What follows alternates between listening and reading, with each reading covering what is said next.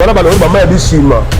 Oh, ça même pour la TV. Comme tu n'as pas de auto de la 3 mois de l'autre, moi, je vais là-bas. L'église, au moins, on va faire ça baptême, il y a un bébé. On va faire ça à soubassement et à verser. En fait, il laisse le prophète de la nation. Tout porte le même titre que vous, mais vous n'avez pas les mêmes expériences, les mêmes trajectoires de la vie spirituelle. Il y a un ciel à gagner, il y a un enfer à éviter. Mais là, il y a que ma belle Zali, Alzana est dans la hypocrisie. Aboy au sein de l'hypocrisie, Andini Boye va une casquette de mon ennemi. On a trouvé que monsieur Nabo, si vous avez raison de la vérité, bien sûr que l'émission, le titre, c'est pour dire la vérité, mais on n'y met pas. Les politiciens congolais, les politiciens ont fait sa confiance. Pourquoi? On a intérêt à Yemoko à cause sacrifier Est.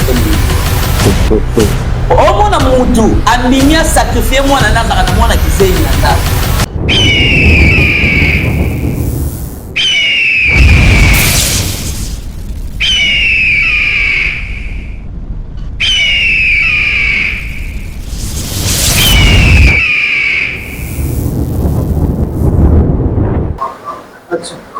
Bienvenue et une fois de plus, merci de se retrouver dans votre première édition de l'émission Prophète dit la vérité en caractère tabou sans rédiger.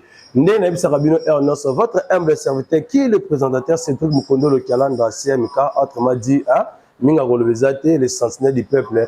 Je suis là à votre portée. Que Dieu vous bénisse abondamment, abondamment, abondamment, de nous avoir permis d'être devant vous, devant votre poste téléphonique pour suivre l'exclusivité de la première édition de l'émission Prophète dit la vérité. Comme vous le savez, le nom de l'émission définit déjà tout en marge et en large. Minga Golbeza Tetozo Betama Solo Matali Ecclesia. Matali basali ya Nzambe ya République démocratique du Congo. Matali spiritualité ya mboka Congo pe matali religion ya mboka à Congo. Namokolo lokola oyo invité na biso liboso comme il est l'initiateur, pourquoi pas dire les mentors de tous les invités que nous allons recevoir dans les jours à venir. Il s'appelle le prophète Blaise Kaoussou, dont je préfère mieux les appeler la bouche de l'Éternel. Toroyamba et Toropese Mbote, il y a Mbote te démarrer série.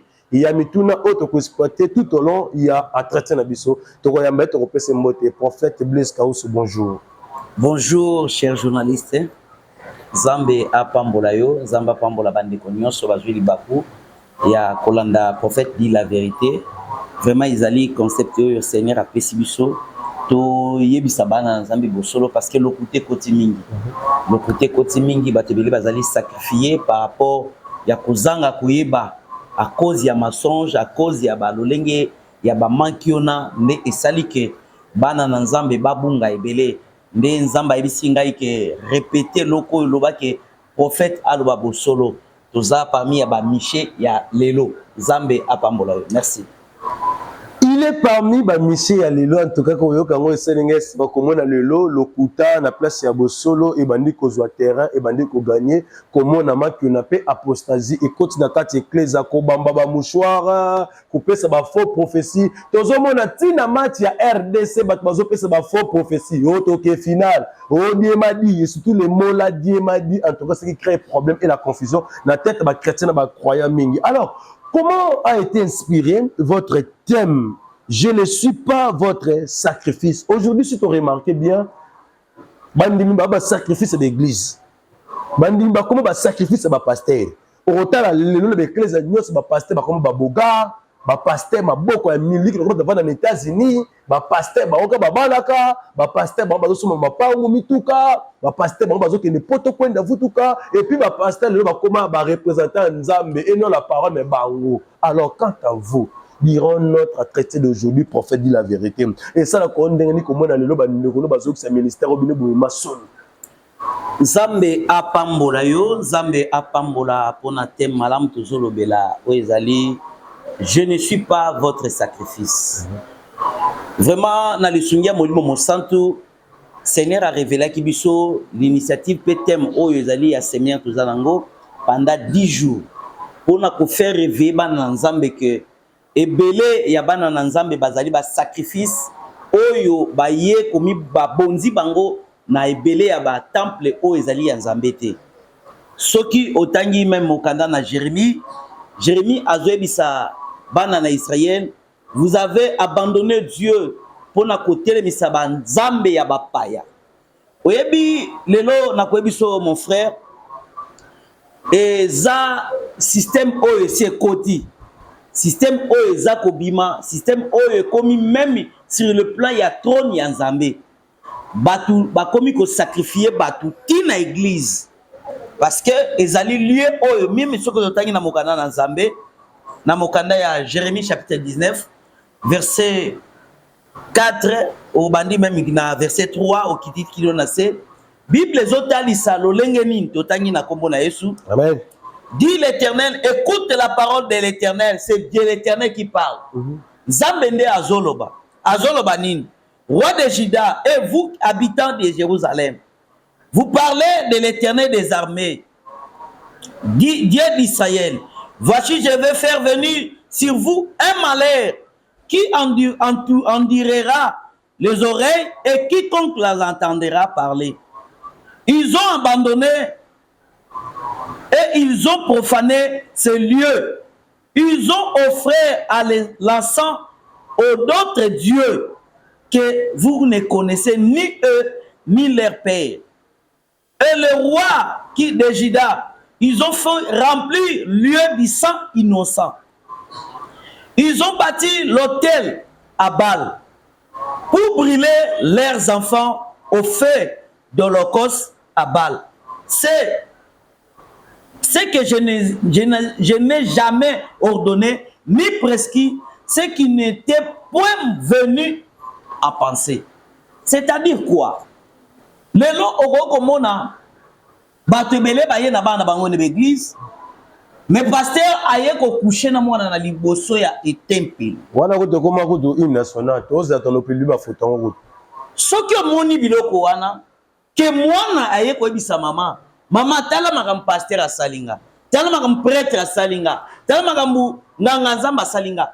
Autrement dit, déjà mwana wana za sacrifié. Et puis quand moi na te na basa batama bana pe bazokota kuna. C'est ça la sacrifice. Ba ve na fiancé na ye pat sa kamba biso libala mais pasteur mo pesa ba $500 na fiancé, a mo pesa ba $1000. C'est ça le sacrifice. Pas yukara buka matembela batu. C'est ça le sacrifice. Yango moni bana Israël ezalaki na ba temps passé. Ba bande ko fi bana na bango na sacrifice.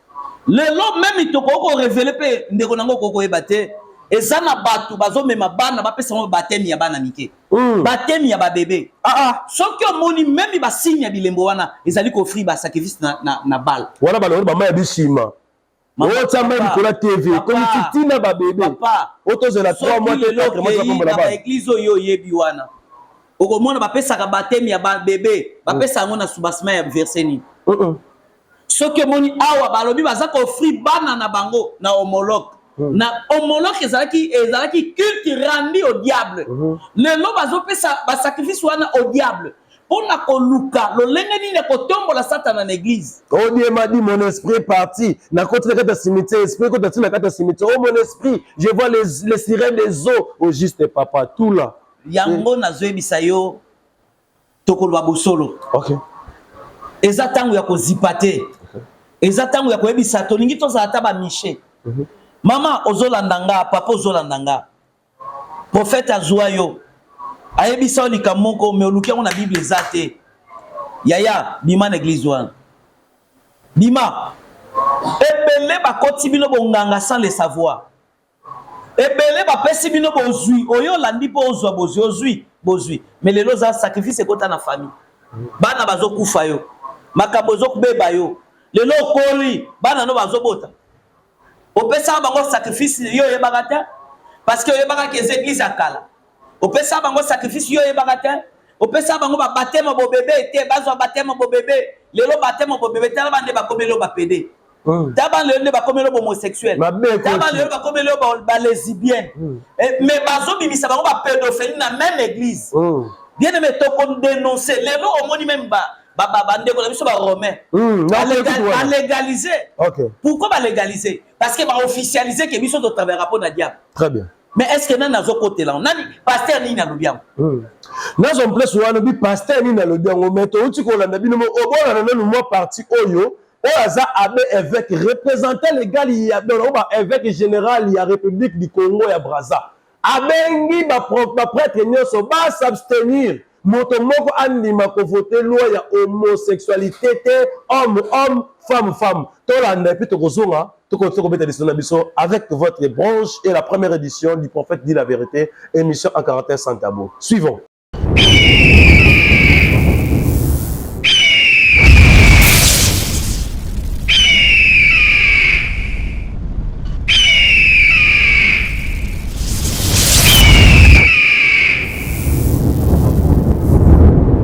Quant à la bénédiction des couples homosexuels, en attendant les orientations de la conférence des évêques du Congo, je recommande à tous les prêtres œuvrant ou se trouvant dans l'archidiocèse de Brazzaville de s'en abstenir. Le monde bouge, le monde change. Rendons grâce à Dieu lorsque ces changements sont qualitatifs et respectent le dessein de Dieu prescrit en Genèse chapitre 1, versets 1 à 24. Malheureusement, oui, malheureusement, ces mutations ne témoignent pas toujours de la grandeur de Dieu et du salut de l'homme. Malheureusement, oui, malheureusement, quelques intelligences défient Dieu par leur folie pécheresse en engluant subtilement et de plus en plus l'humanité dans une certaine dictature de l'individualisme, du matérialisme et du relativisme, laissant ainsi perplexes les âmes averties et perturbant la foi des humbles. Et voilà, nous sommes de retour, comme je vous ai dit, en tout cas, avec le prophète dit la vérité, nous sentons déjà la chaleur du prophète. C'est-à-dire que le lobby bongi samaki, abongi sa pas ni lenge laki. Alors, prophète, le long de temps, on va commencer ces émissions en caractère sans tabou. Ah, tu as fini à moudouté, tu as la moudouté. Le long comment on a prophète, Denis, c'est le prophète de la nation. Qui porte le même titre que vous, malgré vous n'avez pas les mêmes expériences, les mêmes trajectoires de la vie spirituelle. Oui. Alors, et on s'en est joueur et équipe moko ya République démocratique du Congo na combat prophète donc le prophète ma comment monter ba sextape na ba réseaux sociaux a comment ko vendre ba combat ba ningano misusu ba prophète ba ningano misusu ba pasteur ba kamba patrice ba église na misusu na ba réseaux sociaux na ebitim est-ce que bolimo centre aba na rosana tanga kala na tanga ba Elia na tanga lelo est-ce que ils les mêmes to bolimo sont échangeants to ezara phénomène que na ndenge kota ba ko ba artiste ba le ko ba succès na ba réseaux sociaux parce que makio na apostasie ne bomi église à Congo na pamboli nzambe na ningo lobi pona papa na nga Denis si je le respecte beaucoup. Très bien. Omoni na sepelaka na vérité na ye. Malgré bat bakoko yinaye, malgré bat bakoko loba mais il dit toujours la vérité. Parce que omoni il y a un ciel à gagner, il y a un enfer à éviter. Lelo ayebi que mabezali azana ina sala hypocrisie. Aboyi ko sala hypocrisie, andimi boye ba na casquette bomone di. Vraiment azo sala mabete, azo dénoncer parce que le lomoni toujours le prophète dit la vérité. Ce qui moulika momoko l'équipe par exemple na communauté avec l'église moko songolo pakala que to moni kezo na caractéristique moko ya mabe, nous devons dénoncer. Pourquoi? Parce que eza parmi ya biloko oyo to lingite eza l'introduit na mboka oyo. Oyebi même soko ke na France, OK na États-Unis, OK na même na Chine, na Canada, ba ko yebi so vérité obiso to loba awate. Parce que biso to lingi to liyamba makambo bango basala te lelo bato ebele bazoko envier Europe bazoko envier lolenge ya ba mboka bapaya autrement dit ndenge to baka ba Rome ba France lelo soko la dit président premier ministre français aza PD mais église moko te français ko dénoncer likambwana. Très bien. Parce que eza parmi ya biloko ba culture c'est baza ba planifier yango mais biso le quoi to zali na Congo na sepelaka na papa nanga Denis parce que a dénoncaka azolo ba eza vérité mais batanga pa komba frère Mike Kalambana ba vaseline ba ki pédophilie batanga ba Joël Francis tatu ba liste ba ressources ali parce que il semblerait pas eza makambo ba conjonctif te ba impératif te eza makambo zo mono na kati ba ressources ba bazolo ba yango mais biso to zoki maloba wana na ye na poser au prophète ko mono bazo tanga ba ndeko na yo hein au-delà ya makiona parce que zali nzamba boma mokilation gomo à cause des faits baboui mais le lo bomba comme ba promoteur ba tuteur pe ba mentor ya ko enseigner ba génération précédente suivante eux zali ko yam na ba mauvais pratique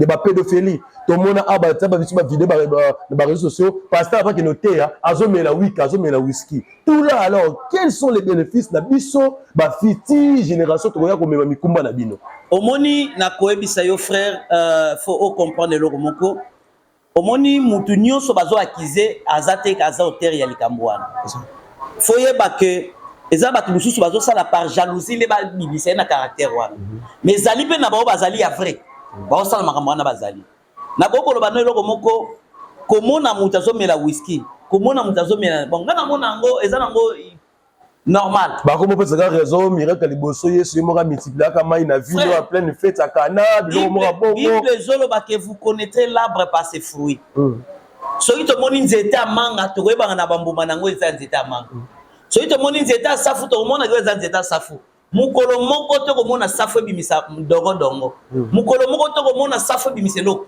donc veut dire que boko yeba bango na bambuma mutu nyonso zo mona zo mela masana comprendre que aza soulard ye na kama nzambe comprendre que aye mutadiamba ye na kama nzambe comprendre que aye na yende ko se réfugier pour na ko salut biso ba to zali ko luka ya solo parce que lelo okomona mutu azali penda brisé par l'esprit akoko sa makambo wana te parce que Bible zolo que mon esprit est en vous l'esprit ni ezakat na biso les esprits à Christ est-ce que Christ a pas pour ça la sainte ou sala a pas comme il s'abat vino wana mukoloni yoka ba Paul balango na kamamba sainte ba Paul balango te mais le prophète ba faux prophétie bazali tout le monde à la match RDC RDC nous allons à la finale nous allons battre la Côte d'Ivoire ba pèse de ba monter ba chiffre ba score final mais à la fin le résultat a été le contraire surtout le bani nzamba kosi ton nzamba le solo ba ke même ko toucher prophétie il y a patriarche Roland Dalo or prophétie pasteur Roland Dalo est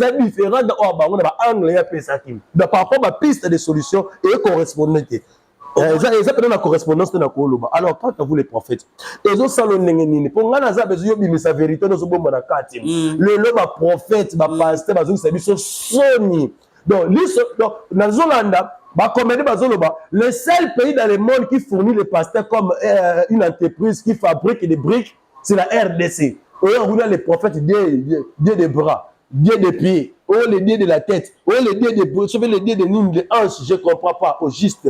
Tant que prophète de la nation, l'homme qui a la bouche de l'Éternel en lui, l'homme qui a les yeux de l'Éternel et les oreilles de l'Éternel. Tant que vous avez un manche de Kosalamana, ce que les lois nous ont appelé sur mon cadre, la bateau de commandement, nous appelé ça Moïse, au sein de l'eau, on m'a rappelé la prophète, Congo, ça en est une. Na sepeli parce que au poser la question, il y a pour le baïté, ma camouetali match, na koye biso vérité, match to football 100% diable. Dieu n'est pas dedans. Boyoka. Parce que na koye biso, mutu nyonso atala mbale azo bénéfice ni. Sentiment. Après. RDC, tu sais que dans ça, eza rien à voir. Na koye bisayo, eza na ba insécurité za na monde. Eza na bato ba investissaka monde pour na ko distraire bato le la football te. Eza na organisme moko eza na mbongo ko leka football ezate. Football so ezalaka na bénéfice pas ya bato. Mbele bato ba tiaka mbongo na bango te. Mais le ko les a bénéfice pour na ba distraire mokili. Ndo monde bato bele ba pesa nango. Na tuna tata moko mukolo mususu atika bana na ya bimi 6h ake kotala bale. Ti azongi 22h abeti pemi. Alinzamba sungia zumwa 5000 ya relais sabana zongi na ndako. Na tuniye dépose aka na âge à 14 banda kotala balle. Tina 58 ans ozuni abima ni entraîneur ni eloko moko. Azobata to fait ba se contester. Eza nango rien na ko kozwate na vanda na ba nzamba la kisinga makamba balle beta bwebwe. Non, c'est que na okokana na ba féticheur ba sala balle. Ah vous êtes pas dedans. Vous n'êtes pas dedans. Ni makambo wana. Alors, bien, je vais poser la toute dernière question au prophète avant que nous bouclons l'édition de notre première série. Il y a prophète dit la vérité, prophète. Nous, les Olekana, RSC, Kuna, Église du Réveil au Congo, entre Dodo Kamba, n'importe quoi, Kinza. Nous, les Oleka. Vous êtes prophète de l'Éternel et puis de la République démocratique du Congo. Votre nom figure aussi dans la liste. Il y a Bato Bakambarawana. Alors, nous, les Olekana, Kati. Baba Kamezo, ça va te Congo Sony. Et je finis ça va passer. Né en moi, comme perpétuel. Alors, quant à vous, le bonheur que vous en êtes mine, c'est moi suggestion, mon roboyer, moi proposition, mon roboyer, moi conseil, mon roboyer, tout le moment parce que tempête n'a vent, ils ont chauffé ce que chauffé, ils sont télématés, passé mon loboko, tempête s'apaisait, maïe s'est calmé. Na pamboli nzambe na question posée nga, ils ont vraiment capital, il faut qu'on répondre yo. Amen. Parce que zali kamozo ba ma vérité. Au moni so les apona ba intérêt égoïste était. Et ça dans le mot ba wela na kati. Bon, la Congo to lingalo kou même si ba wela leadership et donc ils ont intérêt etali mbongo. Mais papa bino pas la kati, muku na pas la kati hein. Muku na pas le ba qui a TIP na c'est peut-être pour la bino pour la TIP qui na bosolo. Papa na biso moni biso zaba na papa to linga vérité. Nazana tante ya koloba ke papa zabo papa ba zabo non. Papa la bino na côté linga mo azali na kati kati apesa ka conseil. Et skizenga na expression na koloba ça peut choquer les gens. Ezali que faut ba te belé bazo wela intérêt égoïste. Pourquoi la comme intérêt égoïste? Moutou Azali, ancien premier ministre, nan nouveau premier ministre, bah ouais la nini, tandis que sur ça le sur les cas. Moutou a les cas, Azara n'intérêt ouais la, soit ouais la kozonga, c'est que ça n'est pas comme abo sanagi. Ngai le na koko za la pasteur, na zo diriger église. Nzamba lobi bon, frère Gédéon, yako a kamba na frère Gédéon tiki la okamba. Na tiki frère Gédéon, na komi ko tia frère Gédéon moto. C'est que na yebi ki intérêt moko yanga izakuna. Oh non, mon frère Gédéon a zo étouffé nga. So qui te nazan eloko osimbate yango moni bato wana bakomaka après lokola ba politicien congolais. Excusez-moi, ba politicien congolais baza ba politicien opesa confiance te. Pourquoi? Pour intérêt ya yemoko ako sacrifier est mbimba. Omona mutu andimia sacrifier mwana nazaka na mwana kizengi na ndako. Aka na mwana liboma na ndako. Aka na mwana ba pede na ndako. Aka na bana moko ba genre moko yoka pe ba race moko na mokili zarate. Mais asali tout bana wana bakoma bongo po ya zara ministre. Sikotanga ozo ministère ngo kwa salani. C'est-à-dire que ba o nyonso bazolanda wana c'est égoïste. Vous l'avez bien suivi. Oyo kapona kata pai, pona mona lito mo kinila oyo et ce que ba vani bo sene likita. Pona kongo to mesena bo, so mutavana zo ba vérité. Bien sûr que l'émission le titre c'est pour dire la vérité bo ya iné pamba. Pas au côté les autres pendant teke. Alors, prophète, j'aimerais bel et bien vous donner une minute de s'exprimer par rapport à tout ce qui s'est dit en marche et en large, du début jusqu'à la fin de notre traité, de notre première édition de l'émission pour faire dire la vérité. À vous, vous avez la parole parce que nous partageons la paix pour citer. Merci. Nakolobanaba Nanzambete, bozwa conscience, et belé boza kolanda biso, botang la Bible, bo comprendre que quelle époque que nous sommes, pourquoi vos familles ont marché, pourquoi vos vies ne marchent pas. Ils ont marché parce que pour Mokili, Batunde Basali non, Toko ina Félix, Toko ina Kabila, Toko ina Muzitu, Toko ina Bango Nyonso, mais Toko une solution parce que nos vies est sacrifiées. Lelo Nzamba eko solisa biso, sacrifice ça na dévolé, sacrifice ali bosso ali c'est le sacrifice spirituel. Oyo ba parents na biso, ba mema biso na l'église oyo lelo, ba peso baptême na âge à 3 mois. Na âge à 3 mois yo ba kelo kote menzoka bato ba yaki kotika yo wana nde bazaki bato balongola ki étoile la vie na yo. Lelo to eko zana bato oyo ba eko sacrifier biso sur le plan politique. Bato belé lelo baza sacrifier par rapport ya ba égoïsme. Okomona pona intérêt ya bato bondimi boboma bandeko na bino mais pona ko intérêt égoïste. Yango na bisaka bato ke na deuxième édition to belaki il y a mon pays dans la souffrance. Je dis ça qui te maudit ça qui. Mais cette fois-ci, bientôt, on va faire l'émission par ça. Il y a Lobela, mon pays dans la souffrance, 3e édition. Auto Lobela. Zambe alola, apambola ba nyonso ba koza conscience. Tika Zambe apambola bino na nyonso to Lobela. Botanga Bible na mokanda ya Jérémie chapitre 19, verset 1er qui non assez. Okomona makamni to Lobela. Il y a sacrifice, je ne suis pas votre sacrifice. Tika Zambe apambola bino. Eh oui, je ne suis pas votre sacrifice et non plus moi, je ne serai jamais une sacrifice, même pour le lien de ma famille qui me réclame du côté paternel ou maternel, même si un mot ici maté, pour l'enfance, c'est ceci là déjà. C'était votre humble serviteur Cédric Mokondolo qui a animé et présenté cette émission avec le prophète dit la vérité, avec notre invité spécial qui a été la personne que j'appelle souvent la bouche de l'Éternel, les yeux de l'Éternel et les oreilles de l'Éternel. Il s'appelle le prophète Blaise Kaoussou. C'est lui le tuteur des crânes ministre international en sigle CMI. Et je vous dis, derrière la caméra, c'était votre humble serviteur que vous aimez autant. Mon toit à Salarabilili, la place à lune comme à soleil et comme à la lune. Il s'appelle Aristote Kassavoubou. En tout cas, je te salue, mon maman Maïcha, numéro le Bézate. Je te salue la princesse Chila Tukumba, la personne, Kumba, dans le CMK, numéro le Bézate, na pesi bébé mine en moté, Junior a marché Gamela, Joséphine Pomo, Binonio, so abonné, Obo Messana, pour s'abonner à la chaîne YouTube, la plateforme d'Abisso, réseaux sociaux et bon message pour soutenir émission Nabino et Kenga Namboka na branche Nabino prophète dit la vérité. C'était là la toute première édition qui a été célébrée aujourd'hui comme ouverture. C'est aujourd'hui qu'on a coupé les ribans. Mingo kolezate trosenga na kolozambe a touché mon thème va prophète nyonso balinga koloba vérité pour que mboka ait avancé, mboka ait excellé. En tout cas, to pese mbot mingi, to pese mbot mingi, to ligara bino mingi, na pese bino nyonso batu bolinga mboka te. Bino nyonso bato bolinga mboka ya avancé te, pe bino nyonso bato bolinga sème ke liboso te, nga na lingaka bino ya pesi bino mbote. Bon continuer kobonisa biso donc kono Yesu asembo loboko makambo échanger. Restez toujours branchés, scotchés dans toutes les plateformes de réseaux sociaux. Je vous aime beaucoup. La suite à la prochaine numéro. Restez toujours branchés. Bye.